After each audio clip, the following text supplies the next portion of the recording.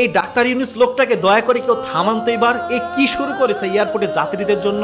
Free telephone, free wifi, help desk customer service, দ্রুত luggage প্রদান, ভালো ব্যবহার, লাগেজ ভাঙলে বা হারিয়ে গেলে কর্মীদের বেতন থেকে টাকা কেটে নেওয়া হবে। এর আগে আপনারা দেখেছেন উন্নয়নমূলক কোনো কাজ করার জন্য ছবি করে, ভিডিও করে, সংবাদ সম্মেলন করে, ফুলের মালা পরে, টিস্যু দিয়ে চোখ মুছতে মুছতে টিস্যু ক্ষয় করে তারপরে হচ্ছে 2042 সালের স্বপ্ন জনগণকে শুনিয়ে তারপরে সেটা করা হতো।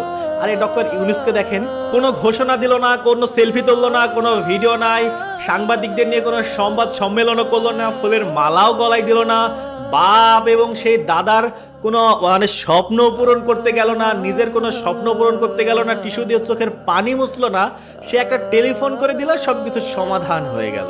আসলে এর দ্বারা একটা জিনিসই প্রমাণ হয় যে শিক্ষিত মানুষ কথা কম বলে এবং কাজ বেশি করে।